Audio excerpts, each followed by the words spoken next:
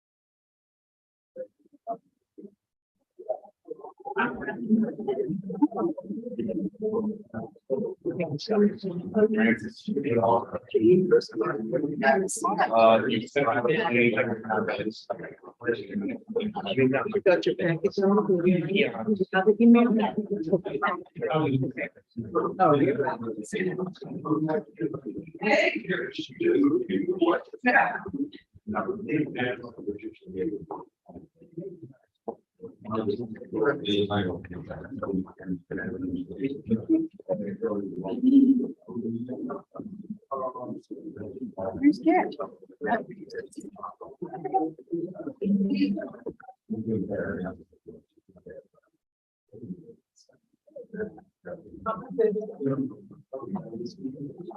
No.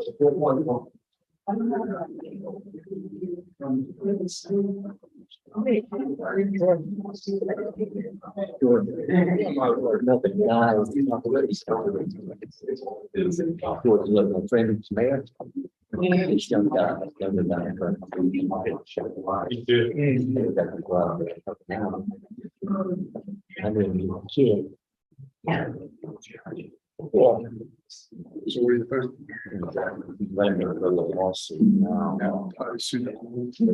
Yes, the guy whose messages I posted. It's a little bit weird. It was just, he was on him.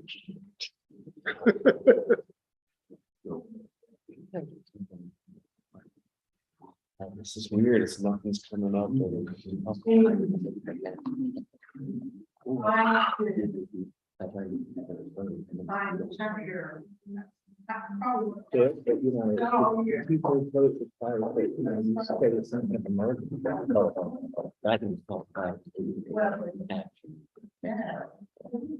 I said, dude, I'm doing well. How are you doing? Good to see you.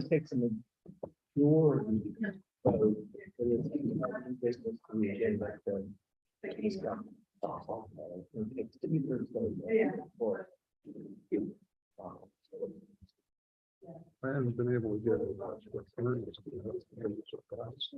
No. No, no.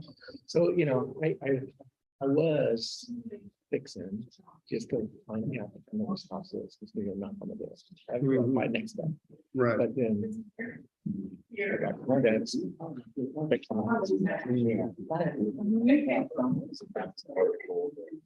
Garrett. I've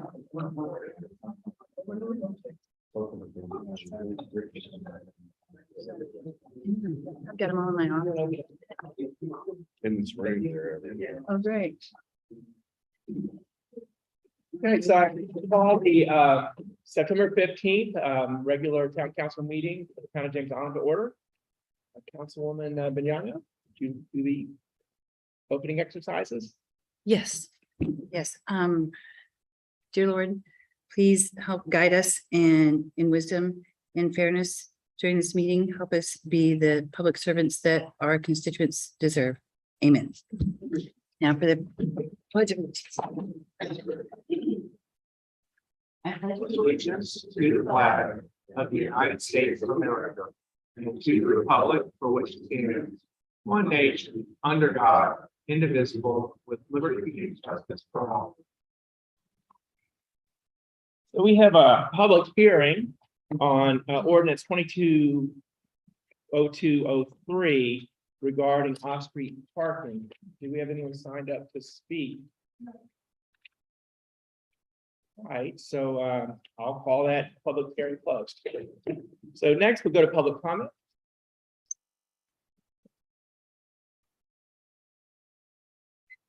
Thanks, Kristen.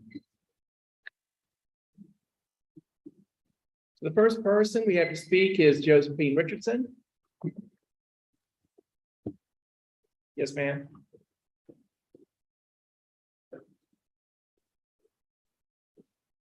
To first say good evening to the council, to the mayor, and to all of those present here. My name is Josephine Richardson. I am a resident of James Island. But my concern tonight is just to introduce myself as the pastor of the New Beginning Congregational Church. We are in the process of building on 1138 Woodland Road. So we are here tonight just to familiarize ourselves with the council and to be a part in any way we can. So, and we do thank you for this. And with me, we are from the New Beginning Congregation. Well, welcome. Thank you Thank for you so coming. much. Thank you. Next, I have Herman Bowles from the church, and Carl Moore, also from the church, and now Jim Boyd.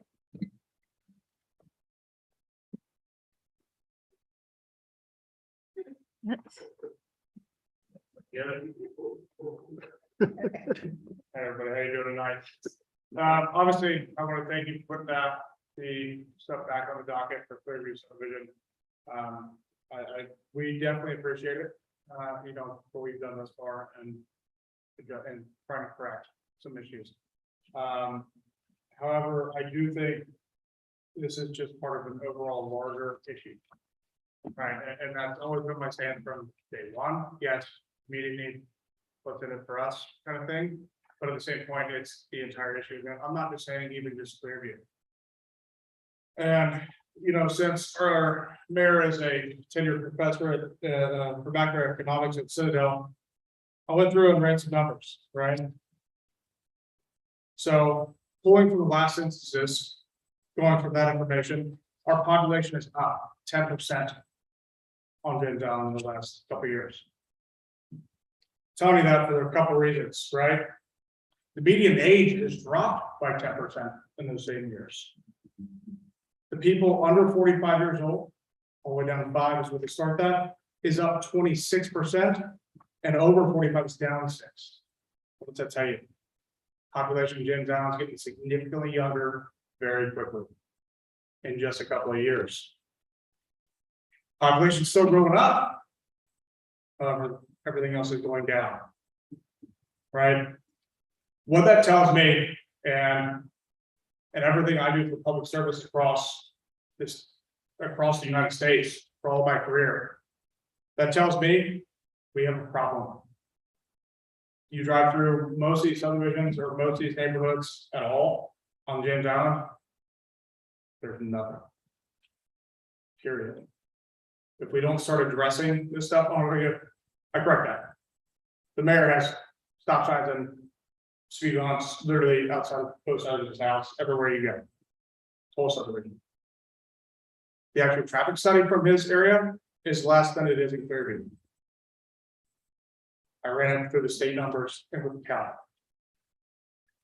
Right, so just to top this off, just to prove this one even more, the intersection of Fort Johnson and Harborview, where the roundabout is in the last couple of years, has more than 800 cars per day more than it did a couple of years ago.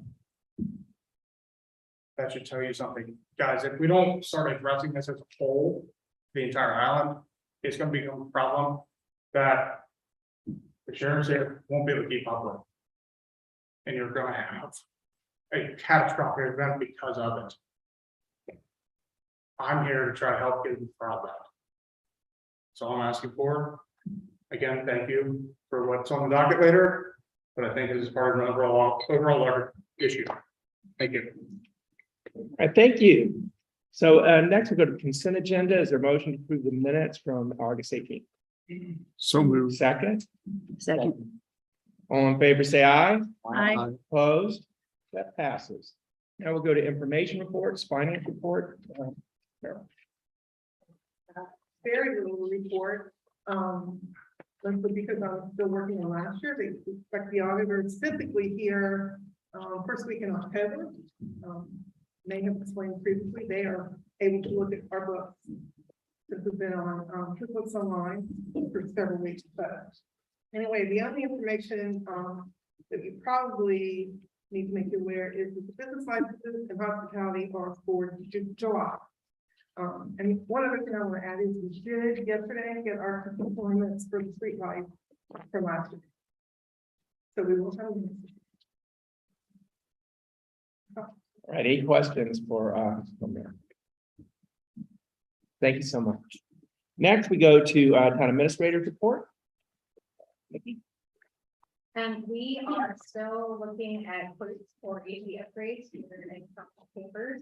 We've received 2 so far, and I still have 2 kind of out there that I expect to be complete with in the next couple of weeks. I know that they have been trying to source things that do not have any sort of product demand issues. So I think these companies are going to have to get a little more creative than they typically do. But I do hope to have at least 4 options during the next couple months. Some exciting news is that we received permitting approval from the Army Corps for the Highwood Woodhaven Drainage Project. So that may be out to bid right now. And the bid packet will close on October 6th. So that project's going to start kind of moving along pretty quickly.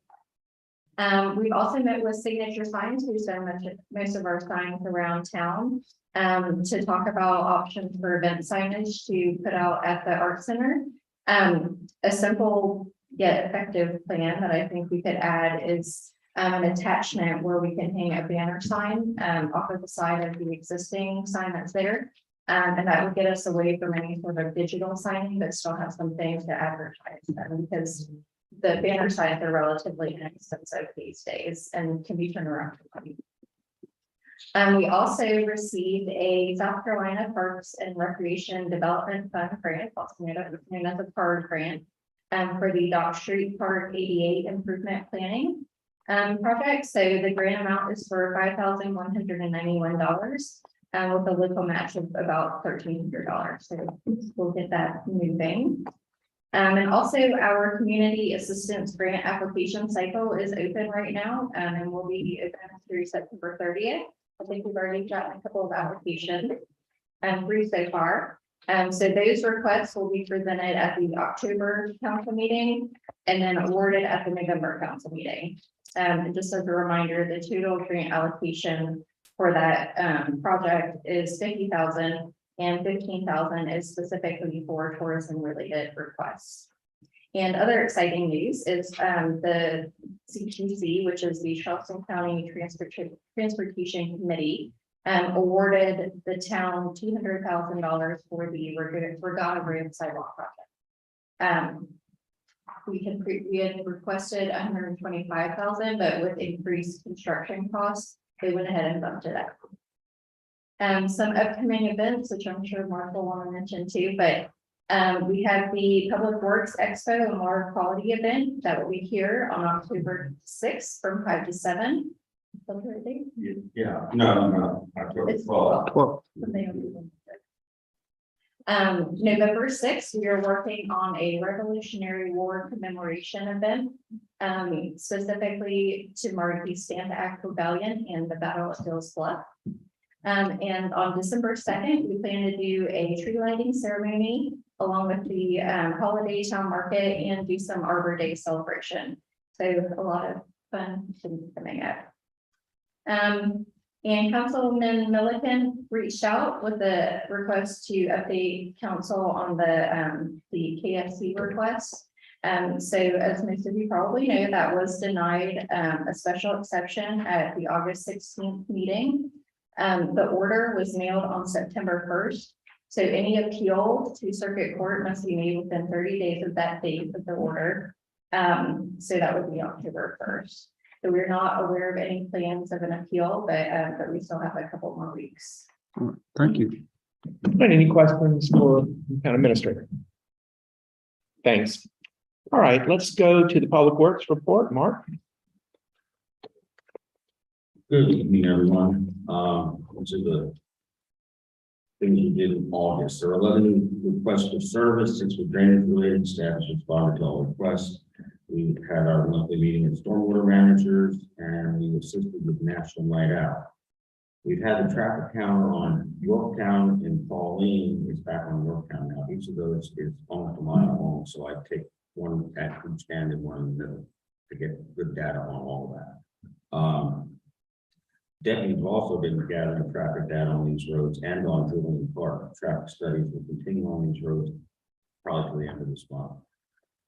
We assisted residents with stormwater BMPs this past August and facilitated the Eagle project at Bradley Park. Participated in pre-construction meetings with Trident Healthcare on Folly, and we participated in the drainage committee meetings. Staff participated in Charleston Regional Hazard Mitigation Plan final update meeting and assisted with planning for adding a market cleanup component to upcoming litter pickup events, which the first one we didn't get any takers, but we're hoping that the next one, I think Councilman Milton is going to talk about that. Staff attended third quarter SCASM, which is South Carolina Association of Stormwater Managers meeting in Columbia, and the Public Works Director for the town of James Island is the new president of this organization until 2024. Staff did some vegetative maintenance and filled full potholes in August, and then a couple of things that our administrator mentioned. Public Works Expo and Water Quality event is October 12th. That's a Wednesday from 5 to 7 right out here. We have participation by the PSD, Charleston County, City of Charleston, College of Charleston, Clemson Extension, and I'm trying to get a few others involved. But it should be good. Please, everybody come and see that. We are going to participate in a fire prevention activity with James Island Public Service District at Lowe's from 6 to 8 on October 6th, which is Thursday. And we are working with pet helpers to hold a rabies clinic on October 29th. It's a Halloween rabies clinic, so we will have a costume contest for the animals and some gift certificates given out.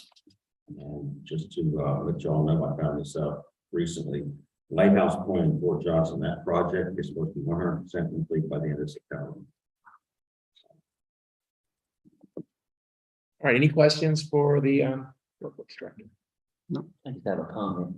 Well, I just want to give you a public, thank you for everything you've done, especially the things that I've had to make cases come up and you told me, and I know they even email sometimes that got 2 or 3 told me that, and also, conducting the drainage committee meeting, that they help, helping with that, and helping me with the council.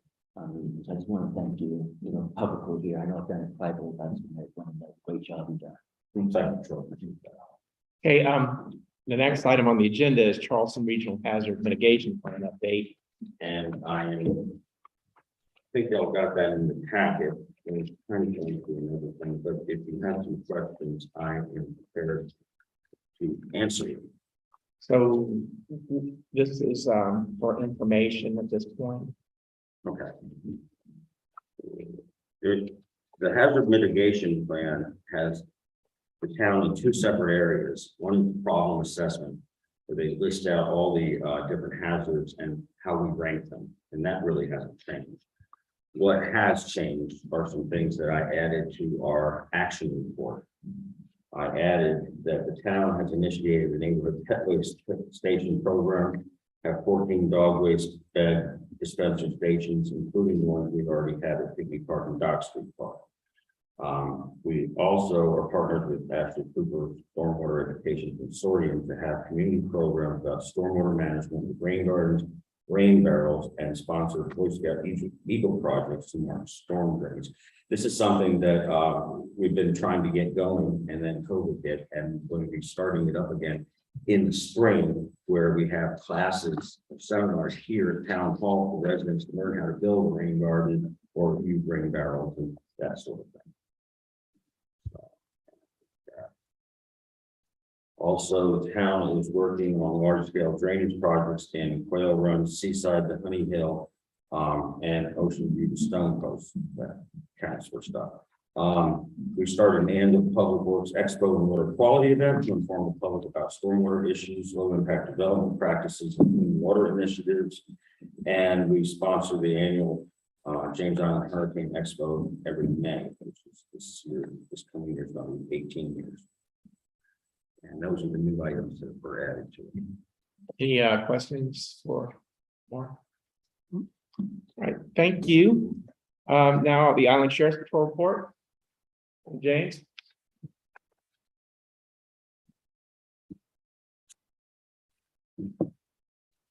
As most of you know, on August 20th, we had a homicide that was just across the street from the town over on Grimble Road, at a club.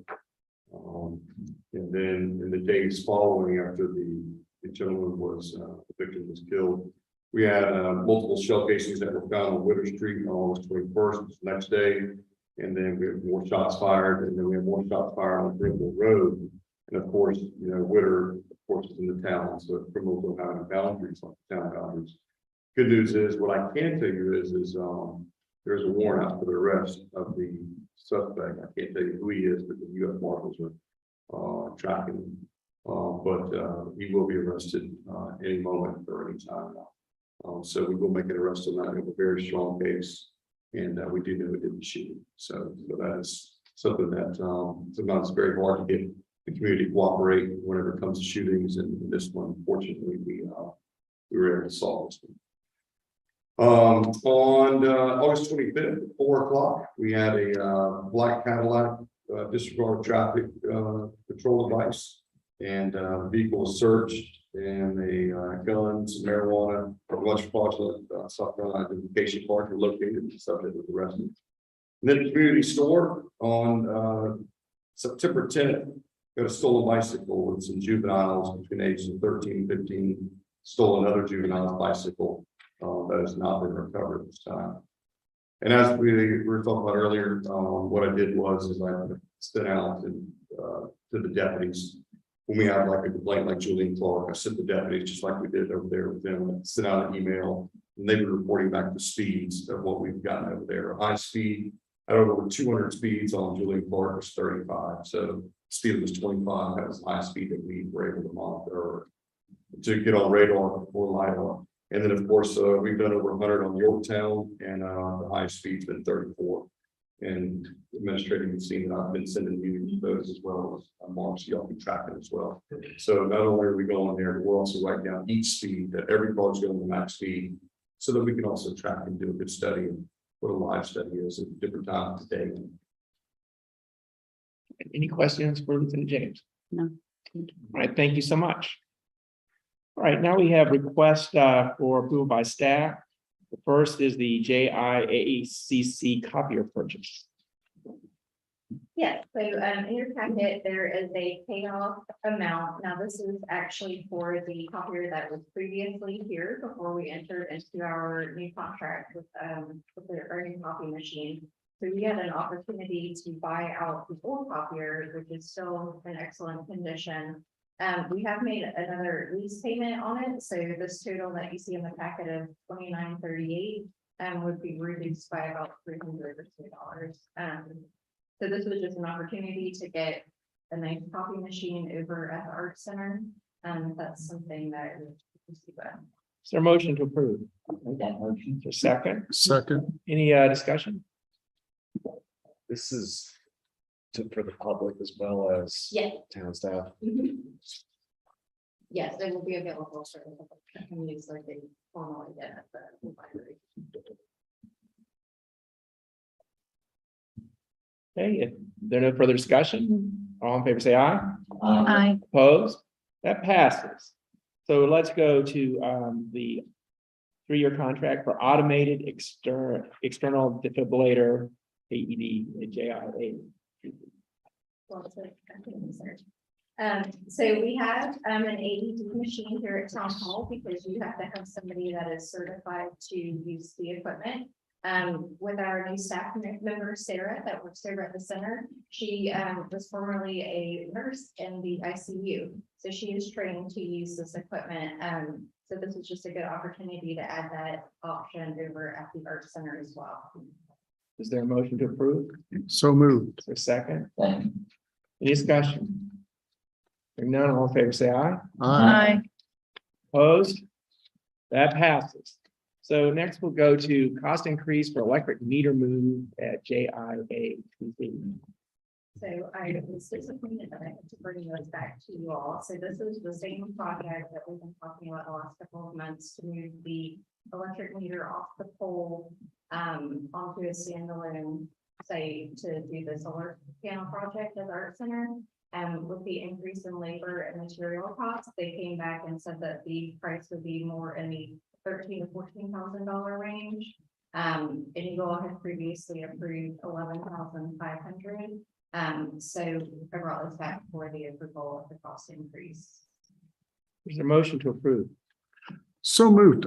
Just so that I understand, so this is really just an additional $2,448, right? Yes. That's right. Mhm. So it's not an additional 11,000 or No, 13,000. yeah, it's just All right. additional. Okay. Yeah. Yeah, I just think it's kind of crazy. But yeah, yes, I'm all for it. All right, any further discussion or questions? Yes, this is money we're paying to the same folks who are doing the panels to move the box. Yeah. Or but, okay, not Dominion. Correct. Yes, this is Alter Energy that's doing the solar project. All right, any no further, if there's no further discussion, all in favor say aye. Aye. Opposed, so that passes. All right, so we are now to committee reports, land use committee, I have no report. environmental and beautification committee. I always have reports. Mm. So James Island Pride met today and identified the following upcoming activities. Y'all get your calendars out. All right. Next Saturday, September 24th, Stan Kozakowski, who's here and who will answer your questions, is coordinating a Helping Hands event. Helping Hands is a group of individuals who help our citizens who may not be able to care for their yards. Helping Hands folks help by mowing and raking for clients that can't do so themselves. If you wish to get involved with the group, please pick up a flyer from Stan, or better yet, join us Saturday, the 24th at Pinckney Park at 9 a.m. to volunteer. That's Pinckney Park at 9 a.m. on the 24th to volunteer. Saturday, September 10th, James Island Pride hosted an island-wide litter pickup. We had 24 volunteers that were able to remove 28 bags of litter and a mattress from our roadways. I want to thank Mayor Woolsey and our great members of James Island Pride for participating. Our next litter pickup will be October 15th in association with the James Island Connector Run. That's October 15th in conjunction with the James Island Connector Run. We'll meet here at Town Hall at 9, get supplies, and then pick up roadside litter along the connector's access road for about 2 hours. And then we'll return here to Town Hall and eat pizza. This is a really rewarding event, so please join us October 15th from 9 to 11. James Island Pride is also accepting nominations for our annual Community Hero Award.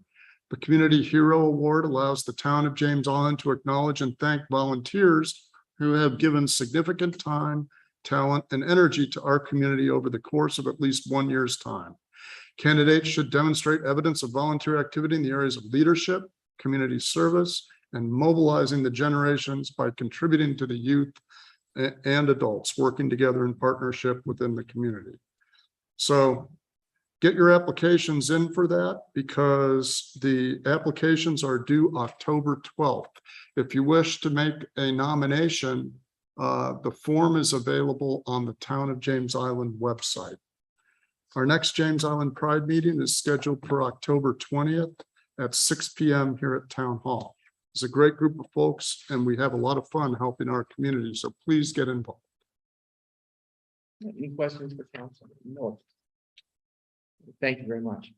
All right, next we go to public, to Children's Committee, no report, then Public Safety Committee. I just have, one to know, one real big, meeting with neighborhood council, next Thursday at 7 o'clock in the Chambers of Commerce, sheriff, to be able to speak with us and talk to people.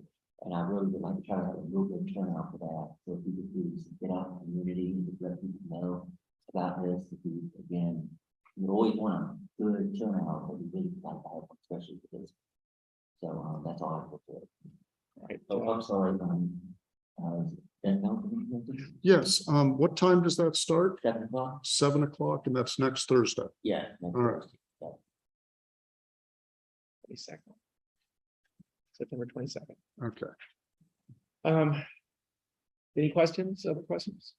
Now, History Committee, the History Committee, met in September, and as, town administrator said, we are planning for a Revolutionary War commemoration in early November at Fort Johnson.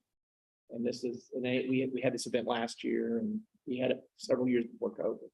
And this year, we were going to continue to commemorate the Stamp Act Rebellion, which we are claiming is the first act of the Revolutionary War. And then also the Battle of Dill's Bluff, which was the last battle. So please come. Next, I would like to nominate a member of the History Council, Michael Corbo. You should have his resume before you. He is an assistant librarian, assistant manager of the library branch, and he gives talks about James Island history, and I think he'll be an excellent addition to our council. So I'm move to nominate them as a second. Second. Yeah, all in favor, say aye. Aye. Opposed? So that passes. Any questions about History Council? All right, next, Rethink Folly Road. Rethink Folly Road Committee met about a month ago, and we got a report on the progress for the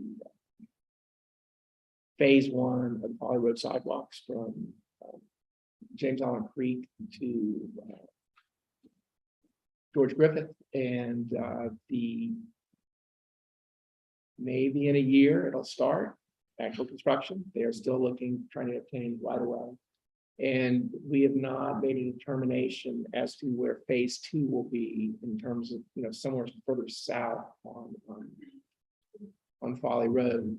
And the major debate is basically between North Grimble and South Grimble, or further south towards Battery Island. Did I miss anything important?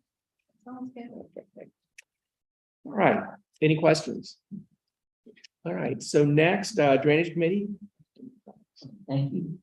We had our quarterly drainage committee meeting, I think it was August 24th. And Mark was able to give us a little thorough explanation, some of the status of the projects. And it was, very interesting and informative. And I believe our next meeting will be, not sure, probably in November perhaps.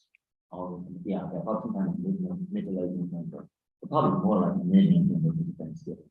But when I get that date, I'll definitely let everybody know. That's my report. Okay, Business Development Committee. No report, thank you. Tree Advisory Committee. Yes, the Tree Advisory Council met on September 13th, and we discussed plans for our South Carolina Arbor Day event on the first Friday in December. And we discussed with Mark Johnson from Public Works ways to partner with his department to replace diseased trees and to plant trees in open areas along James Island right-of-ways. We will also be having a tree giveaway of loquat trees and perhaps other trees at the Public Works Expo here at Town Hall on October 12th from 5 to 7. Any questions for Councilman? Right. James Island Intergovernmental Council, our meeting is Wednesday, September 28th. at 7 o'clock. Members of council asked to put items on the agenda. We have items on our tentative agenda regarding some of the drainage issues that developed over the last 3 weeks or whatever with heavy rains we had. So that would be an important element, and also relating to town issues. The proposal to put a sidewalk on Neighbors that we're hoping to get support from the other, city and the county, since it's cross jurisdictional. hope to bring that, we're gonna bring that up and hope to get some support for that. Any questions or comments? I hope you all can make it. Next, we're going to move to proclamations and resolutions. Resolution 2022-15, ISB Deputy of the Third Quarter, Deputy Keenan Richardson. Richardson, come forward. So whereas the town of James Island and the Island Sheriff's Patrol is fortunate to have a dedicated officer who is committed to the mission of the town and the Island Sheriff's Patrol. Whereas Deputy Keenan Richardson has made a positive impact on crime in the town of James Island, and whereas Deputy Richardson's actions potentially saved the lives of numerous citizens by displaying dedication and excellence in the line of duty in the August 12, 2022 homicide situation. Now therefore, be it resolved that the town of James Island recognizes the outstanding service, commitment, and dedication of Deputy Richardson as the Island Sheriff's Patrol Deputy of the Third Quarter, 2022, and appreciates his service to the town. So I move that we adopt this. Is there a second? Second. All in favor, say aye. Aye. Opposed? That passes. Lieutenant James, would you like to speak about that, or should we? Yeah, so Deputy Richardson, we had a homicide behind Walmart in the city of Charleston's homicide, you know, the news, and it was a pretty vicious attack where a gentleman had attacked 4 different people in a matter of a few days of stabbing several using a hatchet on one that was in the news. That night, Deputy Richardson worked with the town of James Island, decided that at some point he was gonna. So you already rode over there, you know, big police presence, and then at some point, we ended up having to, you know, disperse that people, of course. Felt like we wasn't there in the area anymore, and that we already left the helicopter out in the air. We'd already taken the dogs away and everything, and so Elon said, no, go back up that area. She goes back over the area, the gentleman walking down the street, and gets out and ends up talking to him, and what could have been another dangerous situation, gets consent from him to do a search of his bag, finds the towel with blood on it. What he done was afterwards, he went to a spot and washed all the blood off pretty much. He got the place, found like a hose, washed all the blood off, and he found a bloody towel in there, and then in there was also a blade where he cut open a blade. It was the other part of the package. The other part was at the scene and matched it perfectly, and this was the suspect. So he'd already stabbed 4 people, already killed 1, and there's no question he didn't know any of these people. So any of us or anybody else, 100% could have been next to that he wasn't targeting anybody specific. So without Elon, many more lives have been affected.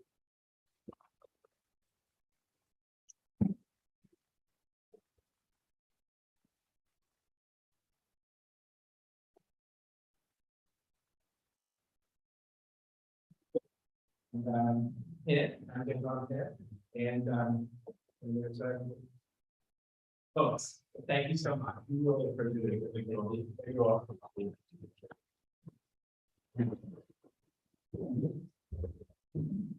Thank you all. Thank you. Thank you.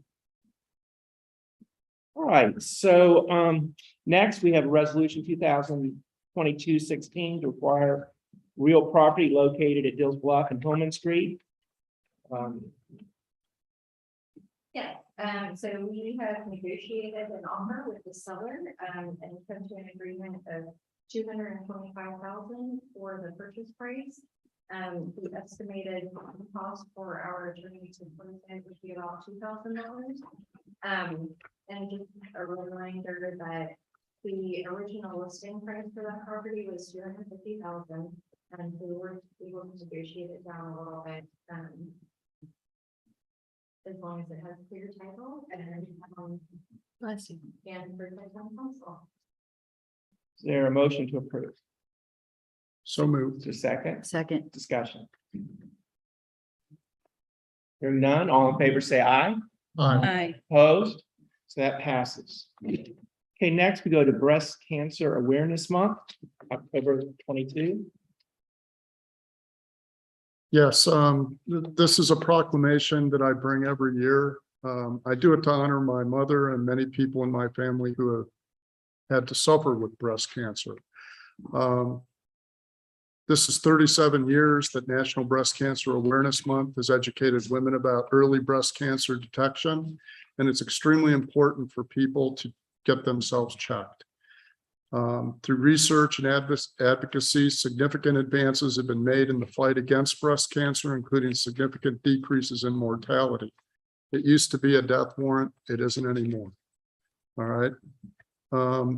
There are more than 2.8 million breast cancer survivors living in the United States today, and they're a testament to courage as well as to the importance of promoting awareness about breast cancer, providing information, funding research, following recommended screening guidelines, and offering treatment to those who are affected. Now, therefore, be it proclaimed that the Town Council of James Island, South Carolina hereby recognizes the month of October 2022 as Breast Cancer Awareness Month, and asks all residents to join in this worthwhile cause to celebrate successes and memorialize lost battles. So I take that as a motion to approve. Is there a second? Second. All in favor, say aye. Opposed? So that passes. So I'm passing this resolution around, and we return to Francis, Councilman Bowles after the meeting. All right, so next we'll go to ordinances up for first reading, ordinance 2022-03, amending the Town of James Island zoning and land development regulations ordinance regarding off-street parking. Yeah, I would like to ask our planning director, Ms. Crane, to kind of give us a little brief overview of the proposed. Yeah. We want to start at the top. This is just a couple of things that we notice when we get applications in that kind of burden for applicants and so these were all unanimously approved by the planning commission in August. So the first one is separating out historical sites and libraries from archives and museums. Previously, that's all one heading. Keeping historical sites and libraries at 1 per 300 square feet for parking, and changing archives and museums to 1 per 500 square feet of display area. Decreasing that allowance possibly, but actually focusing the area of display instead of, just square feet of building. Probably have less people space in an archive or museum and more display space. So there might just be some empty parking spaces sitting around in that situation. And for preschool and educational nurseries, so daycares, we've had a few applications come in and that just aren't feasible because of the parking requirements. Because it's a lot of parking required for basically pick up and drop off times. Daycares are usually open from 6 to 6, and so 1 parking place per employee in a single shift sounds reasonable, and then you add 1 per 1,000 square feet of classroom area. So that part should take care of the pickup and drop off traffic that you have, which is almost always staggered and very quick. I've said it before, but I have a lot of experience in daycare pickup and drop off, so there is a lot of parking spaces that's been empty all day long. And additionally, there's no car line, and we do have 2 daycares in the town right now that this would take off the non-conforming list, which is one of our goals in the comprehensive plan to make more of our uses conforming. So that would help with that. And the next one is off-site parking. So we already allow for 50% of required parking spaces to be off-site if you meet certain requirements, like it has to be close, obviously, to the use. There needs to be pedestrian ways to get there safely. So this would be allowing for 75% of the required parking to be off-site if it's a civic or institutional use. And this kind of came up when we were talking with the PSC folks about the new fire station on Harborview Road. So since they would have to go through site plan review, when they redeveloped that site, for the new fire station, I think it came out to, they were gonna need more than 10 parking spots for our requirements. And, there would be no more than 5 firemen there at a time. And so, so it would allow, they also have, a site right across the street that they could utilize and cross safely if there was, when the police shifts happen. So in that case, they could, use that space for better emergency services instead of just empty parking spots. And then the next change is in the use table, and I honestly think this was just an error that was done a couple of years ago. So a couple of years ago, we had under fast food, snack bars, non-alcoholic beverage bars, and coffee shops and smoothie bars were all under fast food. So we separated that out. And so this would be taking out the special exception requirement for non-alcoholic beverage bars, coffee shops and smoothie bars, to allowing them with conditions. And the condition noted is the alcohol use, which goes for anything. So we just kind of felt like a smoothie bar or a coffee shop would be more in line with like a regular, just a general restaurant or deli or something like that. So that would kind of simplify the process for applicants, take away that burden of going to the special exception. Is to meet all the requirements. Right, is there a motion to approve? Uh, Is there a second? Second. Second, it's been moved and seconded. Now, any further questions for the planning director or discussion? Yes. Yeah, I just have one question, and it's probably a small point here, and it goes with the preschool or educational nursery. And basically what we're losing in your modified sentence is licensed. And I just wonder, these are these nurseries or preschools already going to be licensed? And that's beyond the scope of anything we would need to worry about? So since we're not doing one per student, so they have to go through DHEC requirements and DSS requirements, I think, for how many students they can have per teacher. So Right. that's why licensed was used in that sentence. But yeah, Okay, they have to be licensed before they even. okay, thank you. Any other discussion or? Quick question. Yes. It appears like overall this is lessening the amount of spaces required for businesses. So am I reading that correctly? Or, yes. It's would not be- adding, no one's gonna have to pick up extra parking spaces under the No, just- changes. right. Okay. And encouraging shared. I'm just making sure we don't get a call or someone's like, now my business won't run because I have to have another space. Right. That doesn't do that. Right. The opposite kind of. All right, any further questions? Hearing none, all in favor, say aye. Aye. Opposed? So that passes for first reading. We'll see that next month. There's no ordinances up for second reading and no old business. Our new business, we have new business, a request to install 2 radar signs on Tennant Street. Councilman Mullinax, like to speak to that? Yeah, I have some, I think further guidance, I'm going to do new business. This is something that doesn't happen every day. I just want to make sure, is this something, I know we can discuss it tonight, we originally said maybe a majority vote first before we discuss it and 2/3.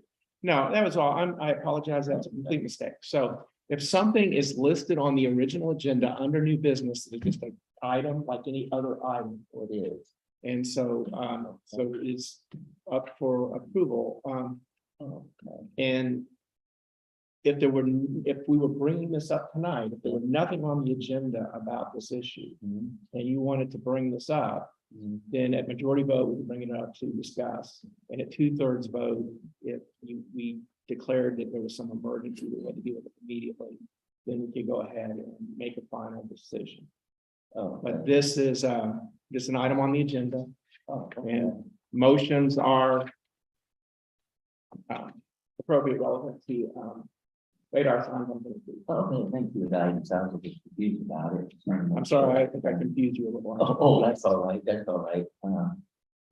Anyway, so I have, ever since I got the radar signs on Fort Johnson Road, I've just seen a marked improvement. I've been told of the marked improvement. And people have really, thought they've done, a big help. And I had originally had ideas to put or request these signs on the road for the long stretches. Clear view always on my radar. But then, of course, a lot of that, by my understanding, is shitty. I'm sorry? State, I'm gonna say, excuse me, state is what I misspoke, I apologize.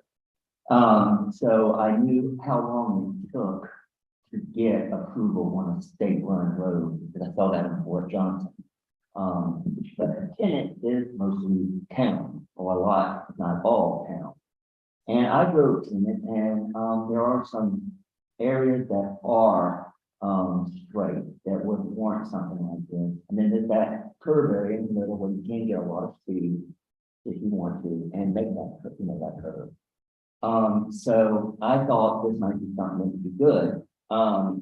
I know that I would be able to do on traffic work goes, so I got talking, and Councilman Milliken and I had a brief conversation. He got me thinking about something too about this. Was the idea of like, and this is like more than what we have anyways, the portable sign, that we need around. We have 30 neighborhoods here. We can't just keep one sign in one place for a long time.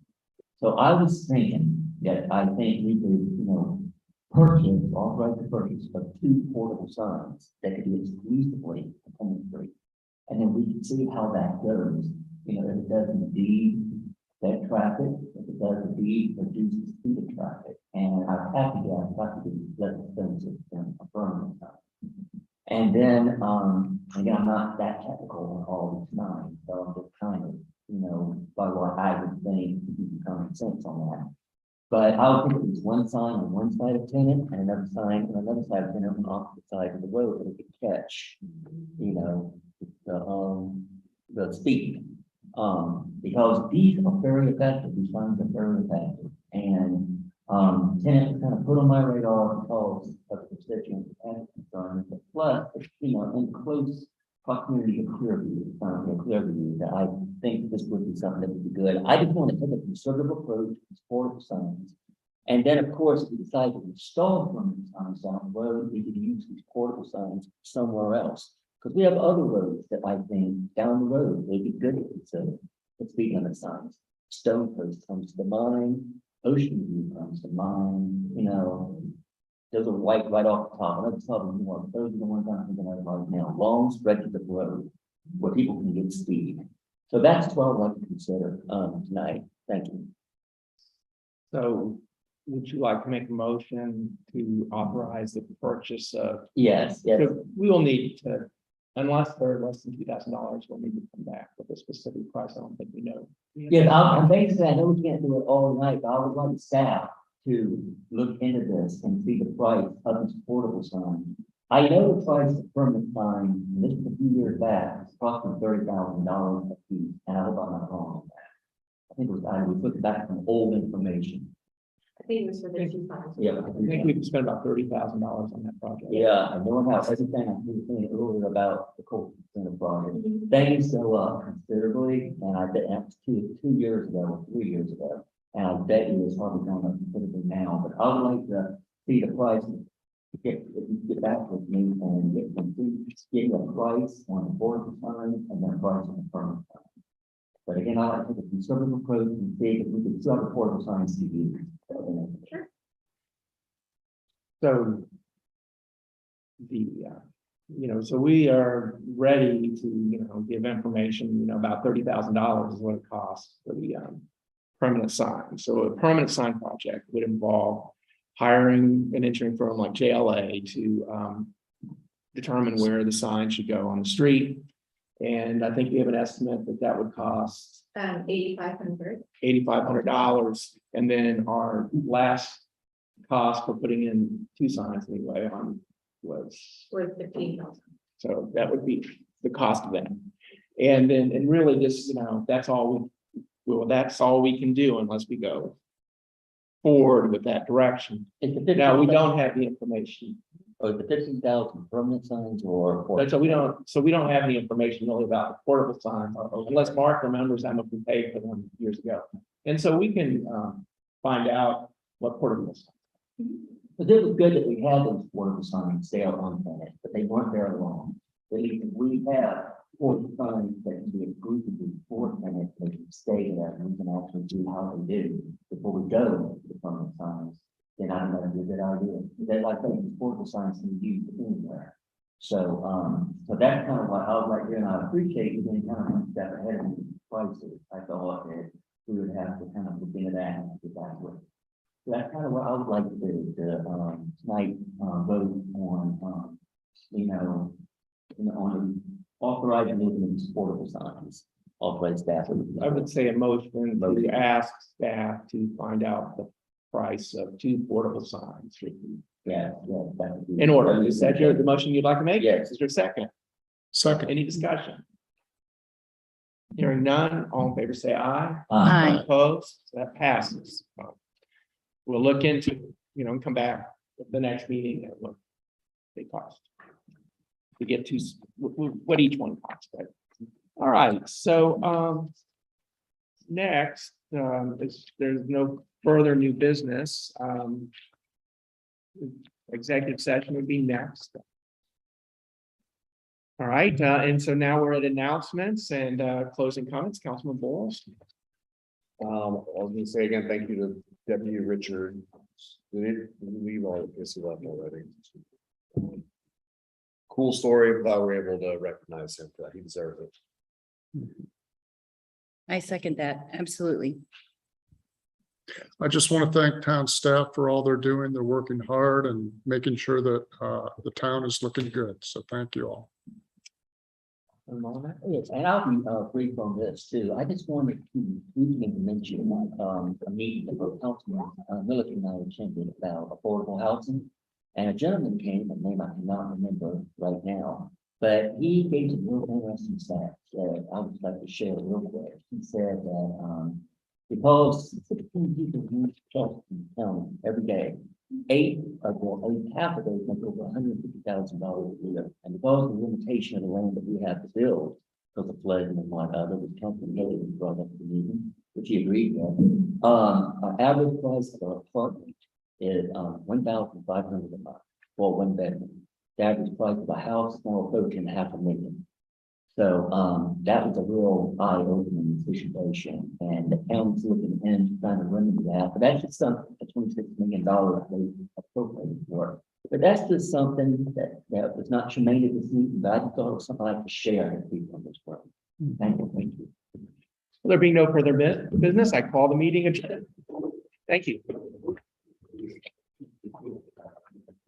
That was less. Way to work. Less than an hour since. All right. Yeah, it's crazy.